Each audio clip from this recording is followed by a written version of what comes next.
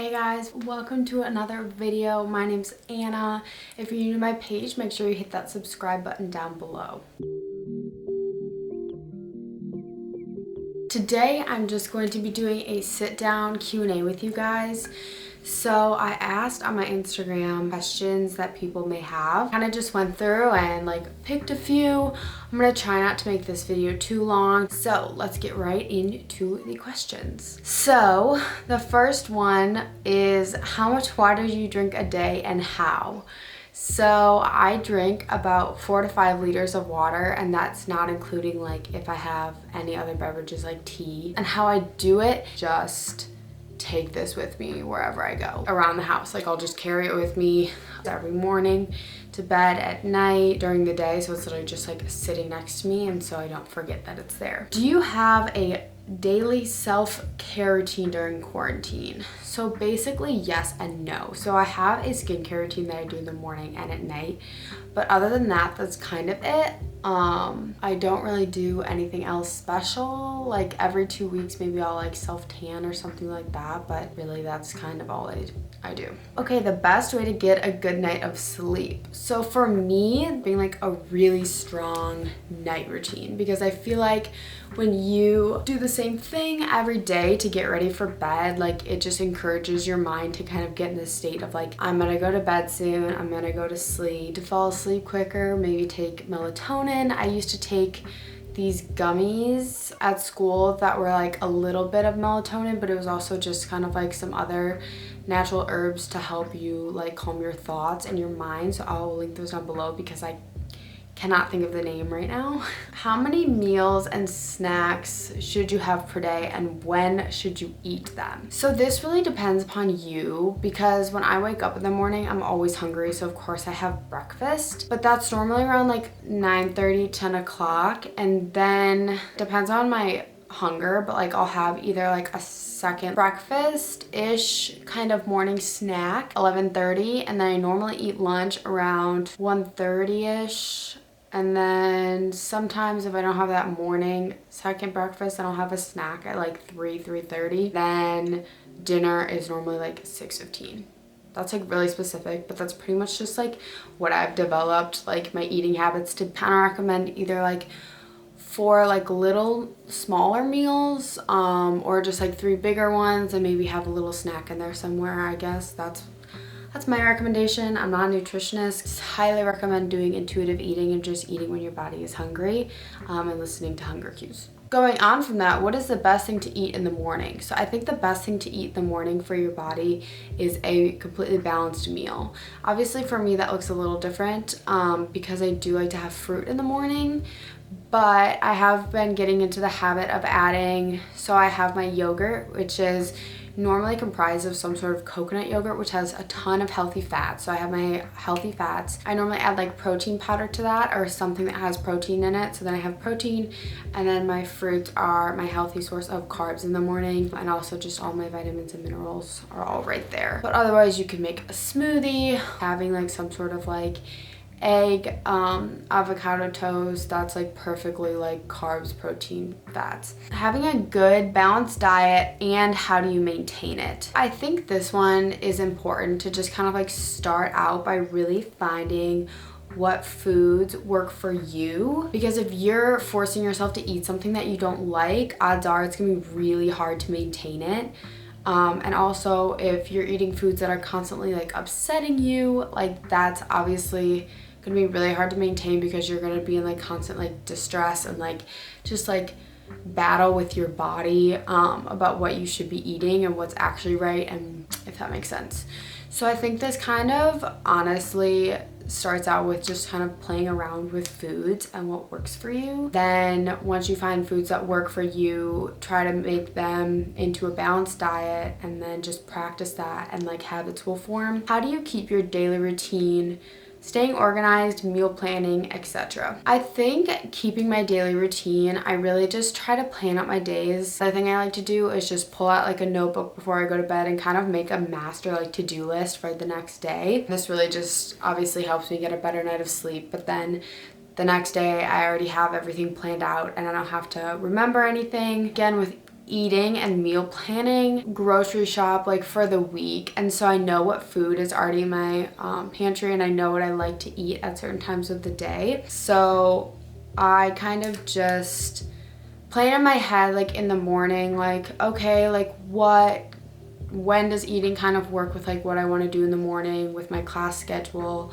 And then I'll just kind of try to plan around that. But otherwise, it's really kind of go with the flow when it comes to eating and meal planning, because sometimes things change. It's just kind of, and working on like not stressing out about meal planning and what you're eating. My tips for that are make lists, and then if you're having trouble in the first place making a daily routine, I say pick 5 things that you really want to get in the habit of doing every day, and then make sure you like achieve those 5 things for like a period of like 2 weeks or something like that, and like just check them off every day, and then you can build on from that. But I think having just like a solid base of like a few things you do every day will like build a routine from that anyways. Tips with dealing with cravings, slip-ups, and also do you ever get food guilt? So cravings, I always try to kind of find the deeper meaning in them, because normally when you're craving a certain food, it's either just like a mental thing or physical thing. And so sometimes when I'm snacking,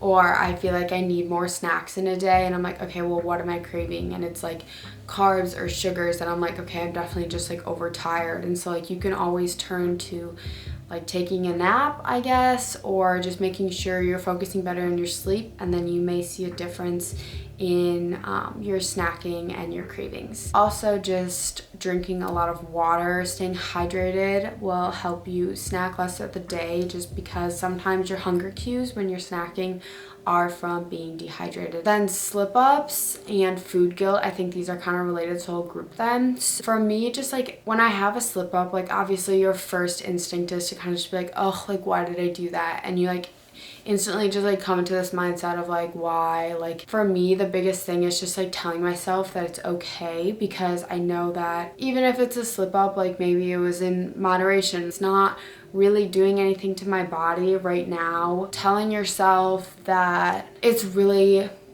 okay, I guess. And I kind of like struggled with this, which I'll get into later, about how I always thought that like when I slipped up, like it like instantaneously would like do something to me. Like that's not how it works. And I feel like once you get that mindset of like, okay, I ate this, like it's not gonna do anything to me, don't hurt your body by like not eating enough the next day or something like that, because that's actually gonna hurt your body more. But I think just slip-ups and like food guilt, like if you feel guilty about eating something, just like remember the joy that you had while you were eating it and focus on that. Just be like, you know what, I'm not gonna regret this because it made me happy and I ate it and it's over. So body positivity and orthorexia. So just discussing this. So I've mentioned orthorexia in the past, and like I wasn't like diagnosed with it or anything, but like I could tell that my patterns of eating and like my lifestyle were definitely taking a form of this. I guess what goes along with it is very much like body dysmorphia too, because I just talked about this with like the basically when I would eat something, like let's just say I had like a muffin and it had a lot of sugar in it or something, like I would eat it, like I would instantaneously see my body differently because I just ate that. But that's just not how food works. It's not how digestion works. And I know that I was kind of being dumb with like how I was processing this food going into my body. And then of course, like I just used the word dumb, like I was being really, really hard on myself. And then I was just like beating myself up mentally because, well, I just did this, I see myself differently, and I'm like, okay, but I know I'm not different. And then I'd be really hard on myself on that aspect to get better. And so it kind of just like sometimes will it led me to restrict myself without knowing. So I wasn't really realizing what I was doing. And I constantly felt like unwell, undernourished, constantly tired. And honestly, if you're feeling constantly tired, either you're just not sleeping enough or you're seriously not eating enough, and like you need a certain amount of calories for your body to work and like function properly. I think that was just kind of important for me to like tell myself that, you know what, I need this to live. I shouldn't feel so tired and fatigued all the time. So it was something that I just really had to work on. I think body positivity comes along with this, because when you are properly like fueling yourself with like good foods, you start to look at yourself differently. All of a sudden, like you just feel better on the inside, and it starts to show on the outside. With really just making that change in your life would see such a big difference. And I know like I do when I do that, just like eating so much better, like you still feel better. Thoughts on intermittent fasting. I think that intermittent fasting can be really healthy for some people, and I know that people use it to get very lean and very toned. I think it's good from that aspect. Plus, like the people that I know that do it,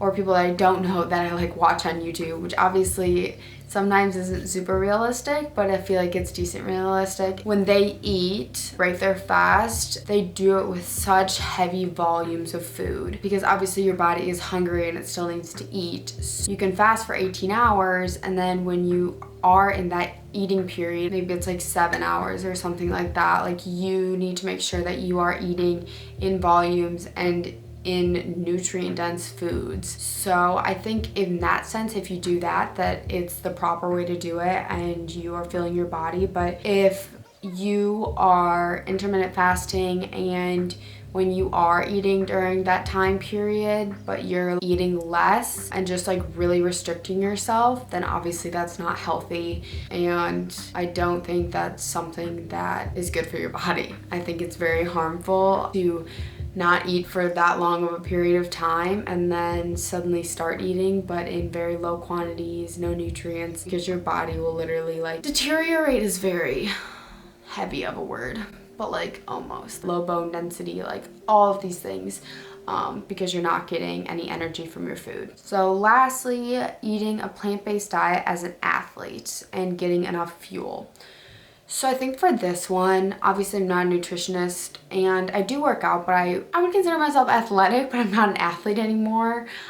Because I don't play a sport. I don't know how you define that, but I definitely think that there are ways to get enough food on a plant-based diet, obviously, and be an intense athlete. So there are documentaries such as like The Game Changers, and I think there are just some other ones that I literally can't think of off the top of my head, or movies that show very intense athletes being on a plant-based diet and how they get their nutrients. And I think one of the things is obviously you just have to eat in larger quantities, because the foods that you're eating are slightly lower in calories, but they're so nutrient dense. And so just eating in larger quantities to make sure that you're getting everything that you need. I think having a higher concentration on like the healthy carbs and healthy fats are definitely important, and I think that they actually might help fuel performance because they're keeping you full, they're giving you energy, and obviously I think protein is important, and just finding ways to incorporate different plant proteins into your diet to make sure that you're filling that macronutrient and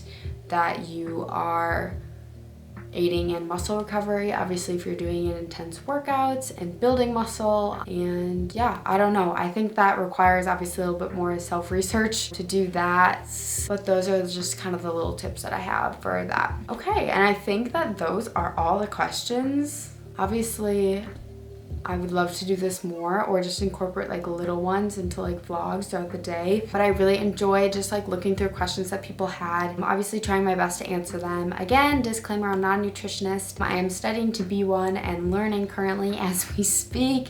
But these are just the #1 tips that I have for you guys regarding these questions. Thanks so much for watching. Please make sure to like and subscribe to my channel. Also follow my Instagram @SimpleEats. I will have linked that down below. Also go check out my website. I'm trying really hard to update it during this time as I have a little extra time with recipes and other blog posts. So I'll see you later. Bye.